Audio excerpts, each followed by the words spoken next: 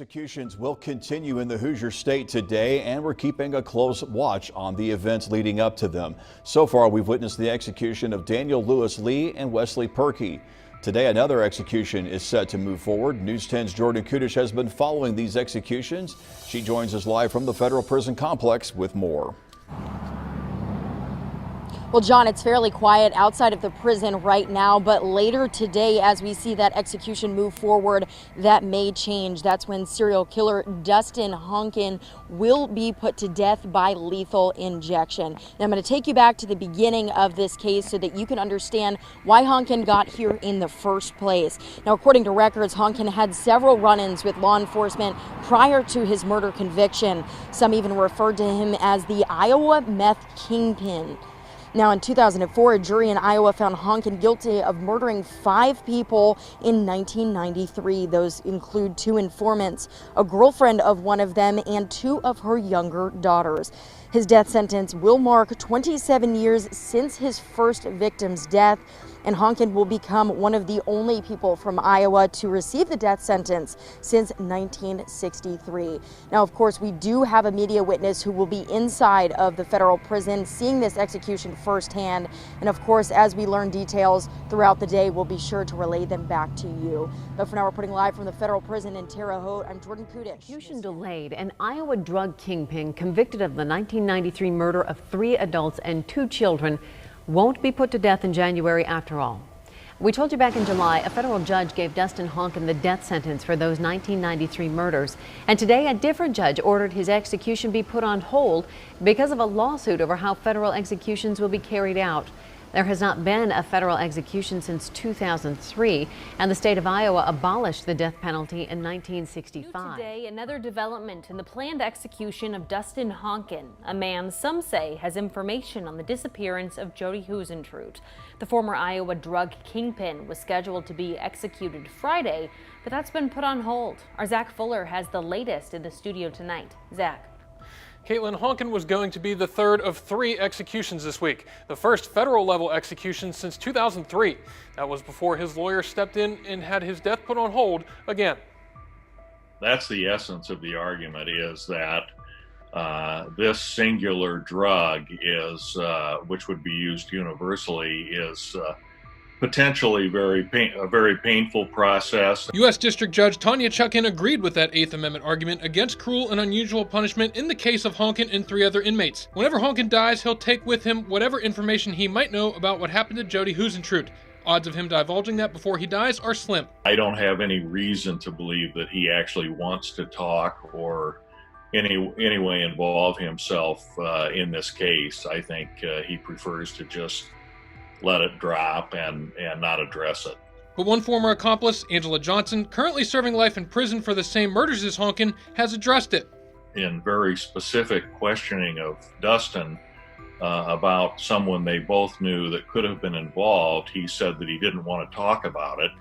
And she persisted in questioning him, she tells me, and that he simply told her to stop asking questions and was very dismissive of her. The initial drug charges against Honken were dropped in 1995 following the murders of 5 people that currently have him on death row. You got to recognize that at the time Jody went missing, it'd only been 3 months since charges were dropped against Dustin Honken, and he was actively reinstituting a very serious network of manufacture and distribution of drugs right in the Mason City area. But if Honken is executed, it's not the end of the road. I think it would simply eliminate one avenue of potential exploration and identification of players that could be involved in a variety of kinds of activity. The Find Jody team doesn't have hope in Honken either. We're not sure that there's any bearing on the case with Honken. The DOJ is appealing the injunction to the Supreme Court. The victims' families also want the executions delayed. They're concerned about gathering to witness the executions amid the coronavirus pandemic. Reporting live in the studio, Zach Fuller, KTTC Breaking news coverage tonight. The 3rd execution of the week just took place at the federal prison in Terre Haute. It's an action that continues to draw criticism. We're standing up we're being socially distant. We're not on the prison grounds. We're here at this bigger intersection so people can see us. Good evening and thanks for joining us. We continue our live team coverage of federal executions resuming in Terre Haute. Rondrell Moore is standing by with the very latest. He'll be joined by our Heather Good, who was a media witness, and Dominic Miranda was following protesters this afternoon. In 2004, a jury in Iowa found the drug kingpin guilty of murdering 5 people. That includes 2 informants, a girlfriend of one of them, and her 2 young daughters. Prosecutors allege Honken killed them in 1993 with the help of his girlfriend, and authorities found their bodies in 2000 buried in fields. News 10's Rondrell Moore is live at the federal prison. He is with Heather Good. They walk us through what has happened in the last hour. Guys? Patrice, things are, as you can see, back to normal here at the Terre Haute Federal Penitentiary, but a little less than an hour and a half ago, it was the execution of Dustin Lee Honken, his time of death 4:36 p.m. Now, News 10's Heather Good was the media witness from WTHI. She witnessed this execution. So Heather, the third one this week that you've seen, let's walk through what you saw today. Well, this one obviously went on without any legal impediments. It was on schedule. By 4:03 p.m., media witnesses were in the media room of the execution chamber awaiting that curtain to lift. By 4:06, the execution was starting. So walk us through that process. What did you see once the execution process started?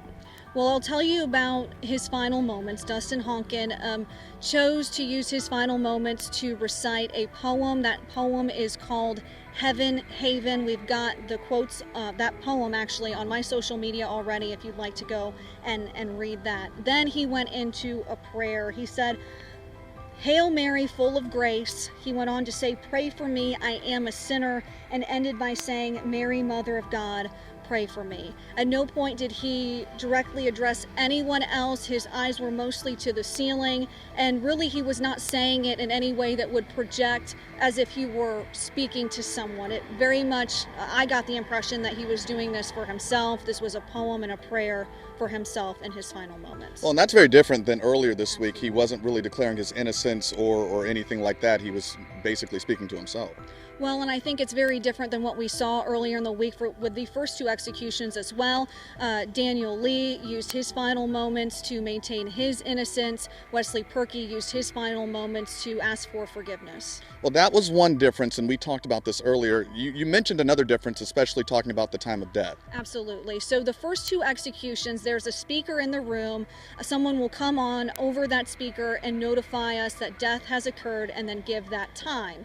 Today, we noticed someone actually enter the room where the death row inmate was already there on the gurney. They took out a stethoscope and checked him before leaving the room and going into the other room where the medical team was. Then we got the announcement that death had occurred. So that was something that we had not seen in the first 2 executions. Was anything else different, or did you see anyone else in the room with him? So the spiritual advisor, who was a priest in this case, was in the far corner of the room. Again, all of these inmates are allowed a spiritual advisor. I did note that on Wednesday, the spiritual advisor for that execution, which Wednesday into Thursday, was in full PPE. So he had a gown, a mask, a face shield, and gloves. This spiritual advisor for this execution only had a face mask on. So that was another difference. I know we don't have much time, and you're going to talk a little bit later about it more, but you've seen 3 executions this week. As a journalist, as a person, what's going through your mind right now? You know, Rondrell, that's a difficult thing to answer.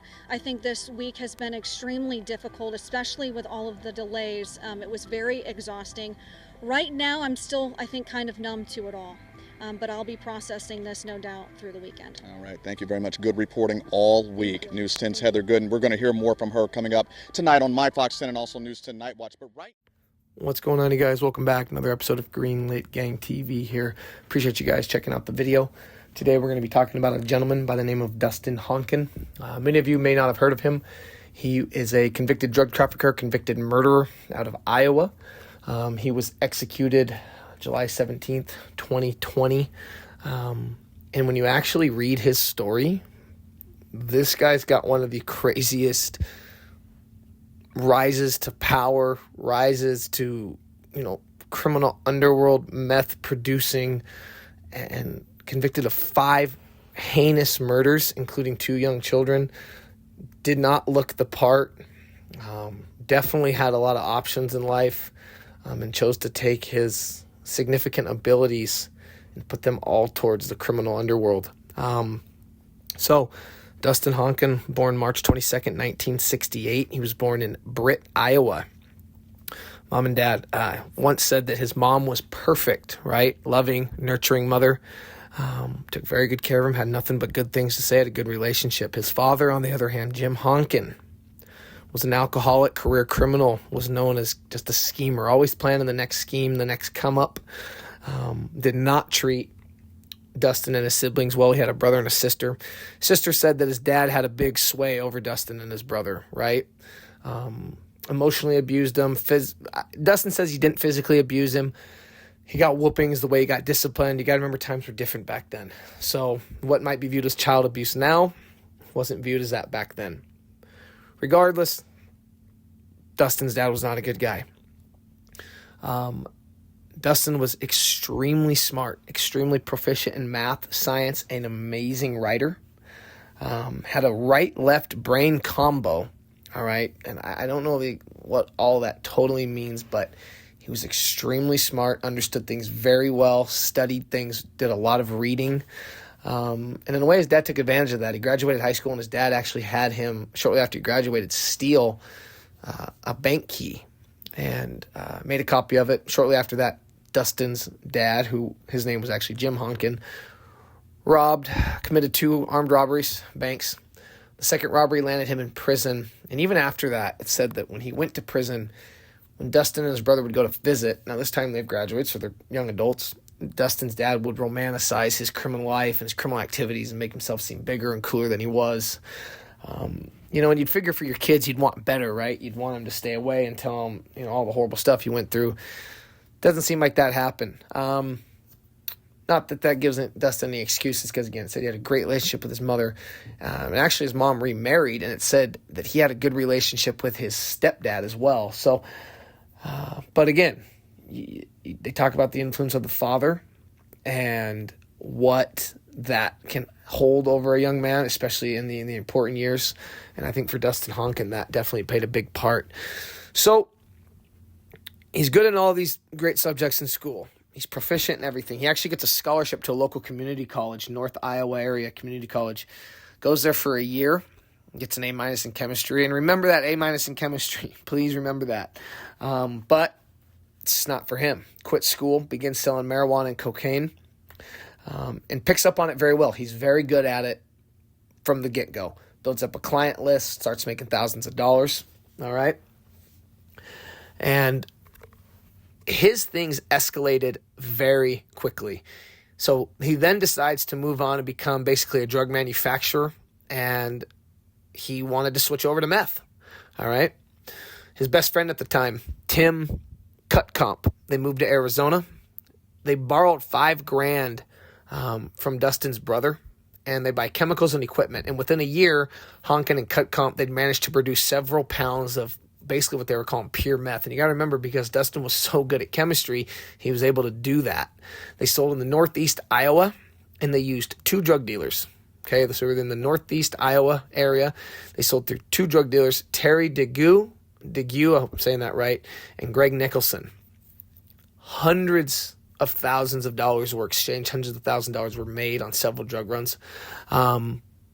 You got to remember this name. On one of the drug runs, Honken meets Angela Johnson, who was then dating Honken's dealer, Terry DeGue. Well, Angela Johnson, from the get-go, you can tell she's no good. She tries to, basically, and she successfully does it, she tells Honken that, hey, my boyfriend, Terry, he's using too much of the product. He's smoking too much methamphetamine that was supposed to be sold. You should deal with me directly. Well, not only do they start doing that, but then they start getting romantically involved, which they end up having a child together, all right? Honken was never satisfied, all right? So he's making hundreds of thousands of dollars, but he never stopped learning, which kind of goes back to him getting good grades in school. He was just very knowledgeable.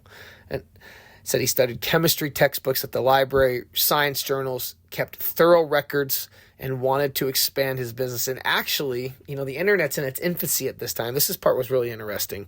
And he wanted to start selling on the internet, which to me, I mean, I don't make the guy sound cool, but that's, you hear things about like the Silk Road in the early 2010s and other things. And before you guys jump on me, I know other things were around. I know drugs were being sold on the internet before the Silk Road. So I'm just saying, though, for the guy in the early 90s to have this foresight, that speaks to his knowledge and where his brain was at. Even talked about writing a book on how to sell methamphetamine. But this stuff never lasts, all right? So in March 93, Honken and his best friend Cut Comp, they're arrested, federal drug trafficking charges. He's getting prepared for trial. Now, when you go to trial, when you're preparing for trial and you make a plea of not guilty, you can ask for what's called discovery, right? Where the state, or this point, or in this case, the federal government has to send you all the evidence that they have on you. This is everything they've developed through, surveillance, wiretaps, witnesses. This is, you got to remember, witnesses, right? So Honken discovers through documents that Nicholson, one of his drug dealers, Greg Nicholson, was actually a informant, right? And he turned witness. He wore a wire to a meeting, had recorded Honken making a future $3,000 deal. Doesn't seem like that much at the time, but still, that's enough to put somebody away. And he had done all this because basically authorities had found 150 grams of pure meth in Nicholson's house, and he'd agreed to flip, which that happens every day in drug cases all over America. Dealers get caught. They agree to give up somebody ahead of them to go free. Well, Nicholson kind of finds out that Honken knows that, hey, he's an informant. And it was said that over the next few weeks, Nicholson had become extremely paranoid. His wife at the time, Leslie Olson, said he wouldn't let her go outside, wouldn't let her stay near windows. And then actually ended up breaking up. And it said that Honken had threatened Nicholson in the past, saying he could order a hit on him or anyone else he wanted, that he had all the power. And, Nicholson had good reason to be afraid. Honken had initially planned to plead guilty and was planning on pleading, and the hearing was scheduled for July 30th, 1993. So in between all this, he's released on bond, all right? And immediately he starts looking for these guys. He starts looking for Nicholson. That's the only one he knows about, Nicholson's whereabouts. He has Angela Johnson buy a pistol, all right? And on she bought a pistol July of 1993. The two eventually locate Nicholson. And on July 24th, 1993, Johnson, because Nicholson doesn't know Johnson, okay? She was DeGue's girlfriend. Didn't know anything about Nicholson. She pretended to be a lost saleswoman to get into Nicholson's home. She and Honken from there bound him and forced him to record a statement claiming that Honken was innocent, which he does. He does record all this. But what I have to add to this is that Nicholson wasn't alone in that house. They not only bound and gagged Nicholson, but they also bound and gagged his new girlfriend, 37-year-old Lori-Ann Duncan. And she also had two daughters, 10-year-old Candace Duncan and 6-year-old Amber Duncan. They took Duncan's daughters, telling them that they were going to go on a surprise trip. They forced the family into the car at gunpoint. They drove to a wooded area outside of the city. Honken took the two adults out of the car, walked them into the woods, executed them both, and put them in a shallow grave. He then proceeded to do the same to the children, which, in my view, when you take it to that level, the death penalty is on the table. I believe that, okay, yeah, you should get the death penalty for that. I really, really do.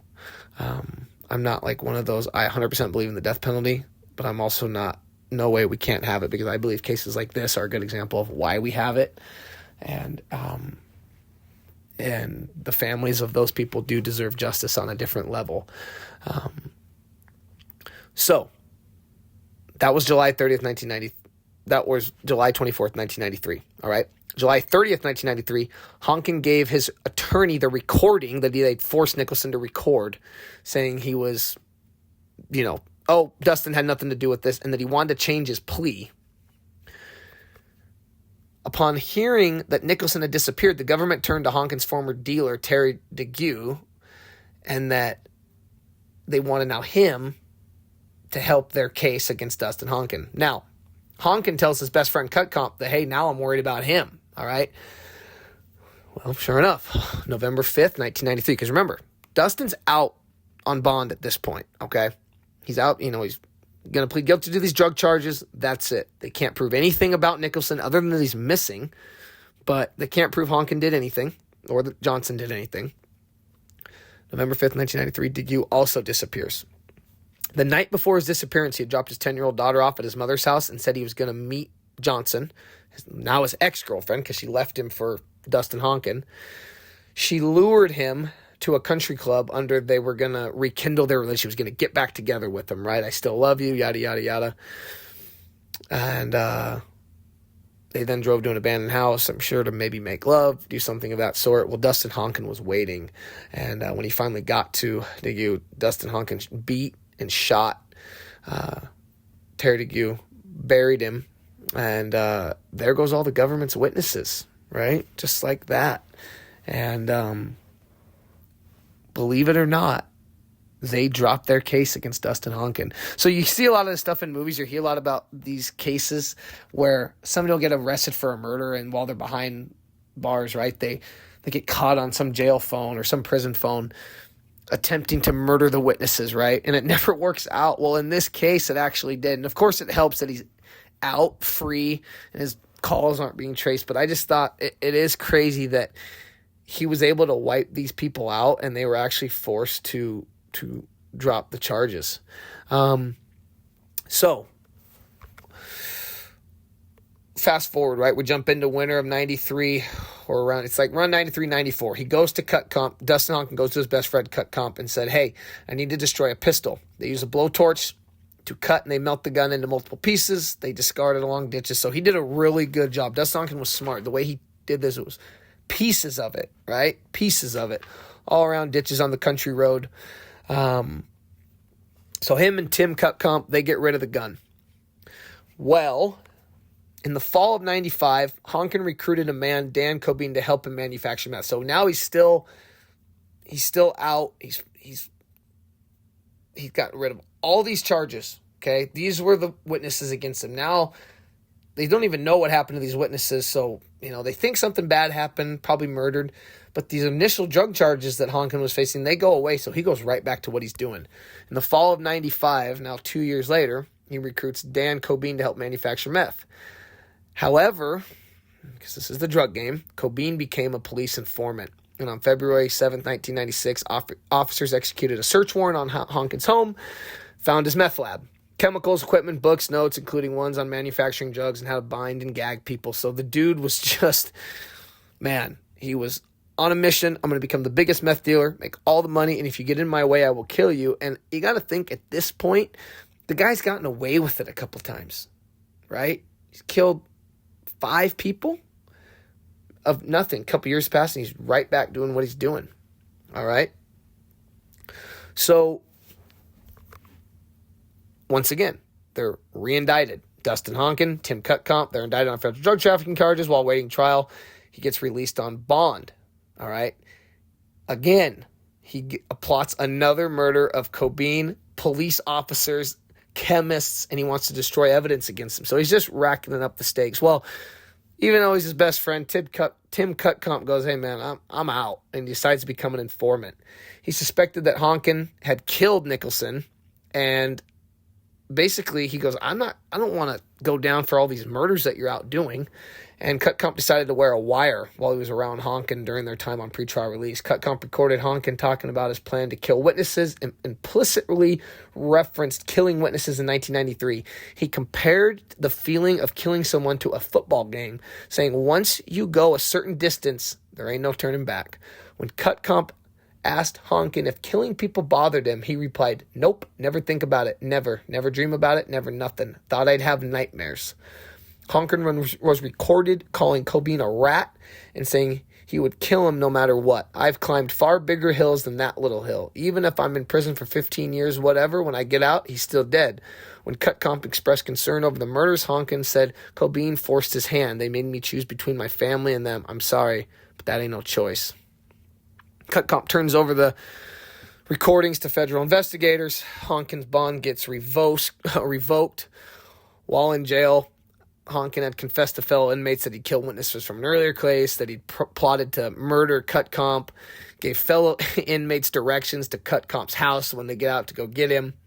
He conspired with another inmate to escape from jail by breaking a hole of the wall of his cell and having Johnson deliver a hacksaw on a rope. Angela Johnson, remember his girlfriend. She loves him, sticking with him. And everything was discovered. Everything was foiled. And they say, ratting does pay in this case. Cutcomp, for all the meth manufacturing at federal level, he's probably looking at 20 to 30 years. For his cooperation, he only gets 4.5 years in prison. So, on June 2nd, 1997, Honken pleads guilty. He ends up pleading guilty to meth distribution, conspiring to manufacture it. He faced a minimum, 10 years. His lawyer requested that, requesting a sentence, or he was facing a minimum of 10 years. His lawyer, Alfredo Parrish, requested 10 to 15 years. He went out, he did what a lawyer's supposed to do. He attacked the handling of the evidence, pointed to Honken's youth, and Honken did fit that, right? He had youthful looks, right? He did not look like a criminal. He didn't. Said the court needs to consider his age. He can be rehabilitated. He's an intelligent young man, that part is true. He's a very intelligent young man. On behalf of the prosecution, the U.S. Attorney Pat Reinhardt had argued a life sentence, spending hours making a case for sentencing enhancements on the grounds that Honken had something to do with disappearances. So they already knew, right? They already knew. The government just couldn't prove it. Nicholson, Lori, Candace, Amber, and DeGue, his now girlfriends and mother of his child's ex-boyfriend, who they all did. They killed 5 people. That just blows my mind. They killed 5 people. And the government pointed that out. It appears all these people are dead. We believe the defendant was involved in this. We believe that he was ready to take violent actions again. And the maximum sentence sends a message. The U.S. District Court judge at the time, Mark Bennett, imposed sentencing enhancements on Honken for attempting to obstruct justice and having a major role in the conspiracy, and granted him a deduction for Honken accepting responsibility. But he would not speak on if he had he wouldn't talk about the murders or the disappearances, right? They couldn't even call them murders. They were just disappearances because they didn't know about that yet. They didn't know that they had been murdered. All right? So, he basically, his offense level, the United States federal sentencing guidelines, was set at 38, which called for a sentence of 235 to 293 months in prison. He received the maximum sentence. He was also ordered to serve 5 years of supervised release and an $1,100 fine. I think that's kind of funny how they throw that in there. You give a guy almost 300 months, 5 years of supervised release, and an $1,100 fine. Honken was visibly disappointed. He apologized, saying, I wasn't expecting things to go this way. I let down my family, my children. Most of all, I wish there was some way to go back and start over, but obviously there isn't. And in 1999, the prosecution appealed the sentence deduction due to severity of Honken's attempt to obstruct investigation against him. Appellate court agreed, right? And basically, Honken faced, without that deduction he got, right, he faced an additional 20 some odd years in prison. So he was really hoping on that. Sticking with what the original sentencing was. He had a resentencing in 2000. Honken asked for leniency, saying he had successfully participated in a drug rehabilitation program and taken educational programs, because that's one thing, and I did fail to state that in the beginning. Dustin Honken was a drug user. He was using meth at the time, which adds paranoia, adds violence, and it just ratchets up everything. All right, all these guys were drug users, all these guys were manufacturing meth. It's just a nasty, dirty, grimy world, and you see what comes of it. Throughout this entire time, he denied anything to do with these murders and these disappearances. He said that for years now, the government has made these terrible accusations against me. He said, I didn't kill anyone, and even though that hasn't been proven, the accusations have repeatedly been used against me. I realized I am here because of my own actions. I'm sorry for what I have done, but I haven't done these heinous crimes the government accuses me of. I have seen people get murdered here, and being in a place like this makes the sentence I have now almost like a death sentence. The judge resentences him to 27 years in prison, saying the minimum sentence was sufficiently harsh, referring to the 1993 disappearances. Bennett said that while the government had made a compelling case, likely responsible, his view that if the government really thought so, then charge him. Immediately gets to prison, he starts making plans for escape, and he wanted to murder law enforcement officers, the federal prosecutor, and the guy never stopped. That brain kept on going. He was going to go all the way, no matter what. Well, we fast forward, right? Now we're going to get into kind of the discovery of the murders and the subsequent trial of that. So, Dustin Honken serving this time. All right, he got a lot of time on the drug charges, but he's still in the clear on the murders. All right, well, 2000, Johnson's friend Christy got that. Now remember, that's Angela Johnson. That is Dustin Honken's girlfriend, mother of his children. All right. She basically, and I should touch on her a little bit. Okay, she grew up in a really, really messed up childhood. She had a child from a previous marriage. She was raised in an extremely religious environment. Grandparents, they would hold her down, wave Bibles over her head, speak in tongues. They said that she had to exorcise demons out of her. Her mother was abusive, neglectful, alcoholic, and she had just not been treated well as a child. That doesn't give anybody a right to commit murder, but I do kind of want to cover her a little bit because she's an important part of this, right? So Angela Johnson's friend, Christy Gabatz, she finally decides to talk to the police. She told them about Dustin Honken's and Angela Johnson's search for Nicholson. She'd seen them with a pistol that was used in the 93 murders. It was in Angela Johnson's closet before it was destroyed. And in July 2000, Johnson was charged with 5 counts of murder and furtherance of continuing criminal enterprise. The CCE charge. This is the important thing you got to remember. While awaiting trial, and this is always how a lot of this stuff goes, she meets a man, Robert Gene McNeese, who's a career criminal and an informant who was serving a life sentence. I do wonder, she's in jail. How did she meet a male inmate? How are they this close? I had to reread some of this a few times, but it's true. They pass notes through the slot in the door about their lives, jails, and childhoods. Remember, though, McNeese is a informant, and he gets Johnson to confess to the murders by claiming he could find another inmate who could take the rap, which that is so stupid to me. Like, oh my God, how could you believe that? But she does. And he got her to say it by, okay, I'm going to find somebody to do this. I'm going to find somebody to take all the blame for this, but you need to tell me everything you know. And so Angela Johnson proceeds to go into detail, which McNeese secretly records. Johnson gave him written notes and a map revealing the locations of the bodies. So what does McNeese do? He gives it all to authorities. And sure enough, the bodies were discovered. Upon learning that she had been tricked, Angela Johnson attempted to hang herself. In 2001, Dustin Honken is obviously charged with murder. The government said, we're going to go after the death penalty on both of them. After the court found Honken posed an extreme security risk due to his history of escape attempts, threatening witnesses, he was ordered to wear a stun belt and be shackled and bolted. That's the pictures you see with the black belt around his waist. Just absolutely crazy. There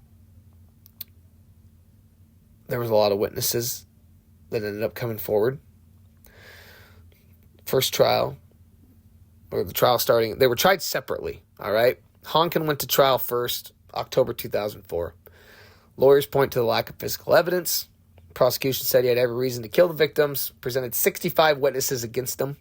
Among them were many of the inmates to whom Honken had confessed, because these guys talked about it, right?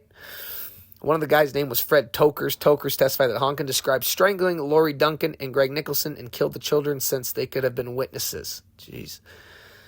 And in 2005, Tokers said he stopped an attempted escape by Honken in which he plotted to escape with the help of white supremacists and murder witnesses. So it's just crazy. It's a crazy life. It really is. This is a crazy case, and I don't know. Maybe a lot of you have heard about this guy. I literally was thinking about what I wanted to do my next video on, and his name literally it popped into my head. I remember watching about this guy, and I just, because maybe he's not a big prison gang leader or anything. He doesn't look the part, but his story's up there with anybody. So on October 14, 2004, Honken was convicted of all 17 counts against him, including 5 counts of murder and furtherance of continuing criminal enterprise. During the sentencing phase, prosecution said Honken, who they described as an evil mastermind, deserved to die since he had committed mass murder, killed children, killed a second time months after committing the 4 initial murders, showed no remorse, all that stuff that was said, his best friend testifying against him. The defense tried to say, hey, had a messed up childhood, lack of prior violent convictions. But on October 27, 2004, his jurors recommended life sentences for Honken for killing the adult victims and death sentences for killing the children. So remember what I said earlier. And I'm telling you, the minute he killed those kids, the second he killed those kids, that's where that death penalty comes into play. And he was formally sentenced to death on October 11th, 2005.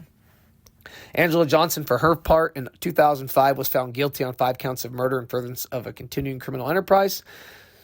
Prosecutor said she deserved to die since she willingly participated in the murder. She, of course, blamed him. In June 2005, she blamed Honken for everything, saying that he manipulated her. In June 2005, a federal jury condemned Johnson to death on 4 counts. She was formally sentenced to death on December 19th, 2005. During her sentence hearing, Johnson continued to blame Honken, but said, "I regret I wasn't strong enough." She described Dustin Honken as a sociopath who will never admit what he'd done wrong. For Angela Johnson, though, March 2012, federal judge Mark Bennett, the original judge in some of these cases, had vacated her death sentence, citing a failure by her attorneys to introduce evidence about her mental state from an alarmingly dysfunctional defense team. And in 2014, prosecutors later announced they would not pursue a second death sentence. So Angela Johnson's just serving out life in prison. Honken had exhausted his appeals in 2014, but at the time, U.S. federal government had a de facto moratorium on capital punishment. But we go to July 25th, 2019. United States Attorney General William Barr announces that the moratorium on federal executions would be lifted after approving the use of single drug phenobarbital. I've heard of that. Phenobarbital for federal execution, so that's lethal injection. And an execution date was set for January 15th, 2020. November 2019, U.S. District Judge issued a preliminary injunction preventing the resumption of federal executions. Honken and these other 3 guys that were basically set to die argued that the use of that could violate the Federal Death Penalty Act of 94. It keeps getting overturned in courts. Finally, the day comes. All right, that's July 17th, 2020. He was executed by lethal injection. His final words were reciting of the poem Heaven, Heaven by Gerard Manley Hopkins. He said, "I have desired to go where springs not fail, to fields where flies no sharp and sided hail, and a few lilies blow. And I have asked to be where no storms come, where the green swell is in the havens dumb, and out of the swing of the sea." Honken then said, "Hail Mary, Mother of God, pray for me." He was pronounced dead at 3:36 p.m.